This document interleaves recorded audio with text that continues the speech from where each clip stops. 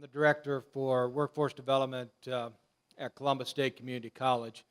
Cheryl Hay did get requested, and I think strongly requested, to attend the state address in Medina today. As a matter of fact, I talked to her this afternoon, and she was in the back of a tour in a manufacturing facility up there with the governor. So she does send her regrets. I know she really wanted to be here, but hopefully I can suffice a little bit. And she did want me to let you know that if there are things that you need as manufacturers, that you should feel free to call her. Just like you probably called her when she worked at Columbus State, you should be able to call her because there's a number of things that the Board of Regents is doing that should be able to help you. If you guys remember the verbiage, you know, I'm with the government and I'm here to help, well, that used to be a negative, and I think that that's changing. I think that a lot of the things that certainly the Board of Regents is trying to do, a lot of things that we're trying to do, a lot of things that Gary's doing, you know, I think can really help. And we're going to hopefully be able to share some of that with you today. Like Rich said, I did get the call this morning at 9:30 to do this, so I do have to look at my notes here a little bit. But from the Board of Regents side, basically what they're trying to do is, again, they're trying to enhance the educational system to try to, you know, close that skill mismatch. We all hear about that there are a lot of manufacturing jobs that need to be filled. There's a lot of people that don't have jobs. How do we bridge that? And that's a lot of the stuff that the Board of Regents is working on. If you we'll go down here real briefly, but one of the things that they're working on is a statewide equipment strategy. At Columbus State, we were lucky enough, probably about 8-9 years ago, to receive a grant to build our integrated system technology lab. So we have a lot of technology that people can come in and train hands-on and become better in their job working as a manufacturer.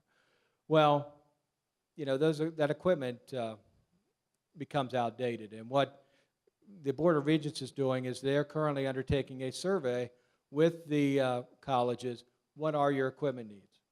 So that they can help support those, bring new equipment in a variety of areas so that we can better train the workforce, whether they're incumbent training or new training, to help support your needs. Another thing that they're working on, last year, the state, Columbus State, and a number of other colleges embarked on a program with the insurance agency, brought a number of different companies in the insurance agency together to determine what they needed from training.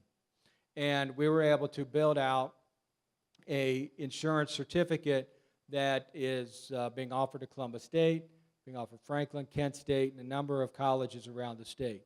The Board of Regents is undertaking that same effort in manufacturing now. So they are in the process of working to build a coalition of manufacturers to come together and build out educational curriculum that will be able to help. The career culture shift. We are, again, you've all heard, you know, the perception of manufacturing. Students don't want to do that. Well, and a lot of that is due to the fact they don't know what it is. They don't know what modern manufacturing is. So there's a lot of things going on, both at the college level as well as the high school level, to try to expose students to what is available, not just the job, but the career itself, so that they understand the career path that they need to be working on that will allow them to get some good, solid jobs in the manufacturing sector. And again, the Board of Regents is working very closely to broaden the impact of career and tech programs. So, for example, if you are a student in a career and tech program like Ohio High Point or something like that, and you've taken welding classes, some of that should be translatable to your college opportunity.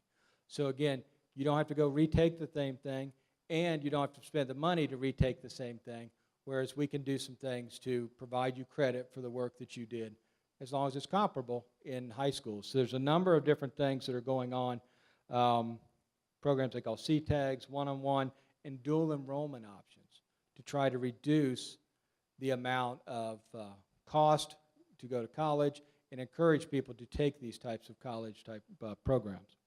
And then lastly, the Board of Regents in the state is working to collect more data about what the needs are and apply that data. And they have shifted that around to be not just an academic exercise, and that may have been what happened in the past. This is much more about what are the needs, what is it that's going to move the state, the manufacturers, and the people in the state forward. So they're revamping all their data collection, and that should make a big impact on really understanding what's going on forward. In the interest of time, I'll just say that this is a program, somebody wants to talk about it afterwards, I'd be happy to do that. But the Board of Regents was approached by the Ohio Chemistry Technology Council saying, we want one standardized curriculum set certificate for the chemical operators throughout the state. The Board of Regents is currently working on that and looking to standardize that so that people can move through this quicker. And it doesn't matter if you're in Cincinnati or in Cleveland, wherever you are, so that you can move forward in that program. So again, I'd be happy to talk to anybody about that or about the process that they went through. But I do want to point out again that Cheryl Hay is available. She's available to help if you have a need or if you want to kind of share your experiences with her. I've known Cheryl for a number of years. We've probably worked together for the last 13 years on various projects. And she is very open to looking to help you move forward. From the Columbus State standpoint, and I'll move pretty quickly through here, we have a number of programs and a number of training that is designed to help manufacturers. Again, we are trying, we've listened, we've gone and reached out to manufacturers. We have a number of manufacturing partners that have identified there are skills gaps and needs that we need to pursue. So we have done a number of things. We're doing a number of training initiatives, specifically in the multi-craft maintenance technician area, where we can train individuals to be able to fill these types of jobs. And we're also cleared back to the trying to expose people to the career path. So we are currently, we have 3 grant applications out. We have an NSF, a TAA, and a Board of Regents grant applications out, all to bring funds in specifically targeted toward manufacturing and training manufacturing employees. What we do at Columbus State, it's all about partnership.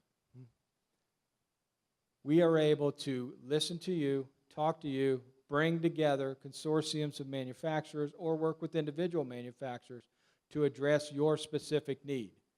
We have a manufacturer that's currently working with 2 schools and 2 high schools in Worthington.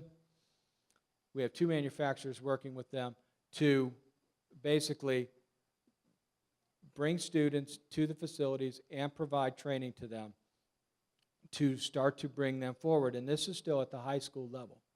And then we are working with them at Columbus State to allow us to